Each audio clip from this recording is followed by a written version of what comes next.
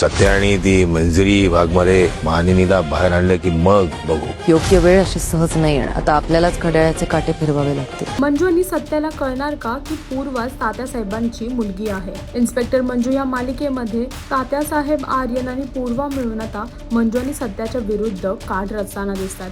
जिथे त्यांना पकडण्याचा एकच रस्ता त्यांना दिसतोय, जेव्हा ते मालिनीला बाहेर आणणार त्यावेळीच त्यांना पकडायचा. आणि आता ते घडवण्यासाठी आपल्यालाच काहीतरी करावं लागणार आहे. आणि इथेच आता कोडं सोडवताना सत्या आणि मंजू दिसत आहेत. जिथे जेव्हा त्यांच्या घराला आग लागली होती तेव्हा मालिनी मॅडम आणि त्यांच्या बरोबर तात्यासाहेबांची 2 मुले सुद्धा अडकली होती. पण मालिनी मॅडम जिवंत आहेत. ते त्या आगीमध्ये त्यांचा मृत्यू नाही झाला.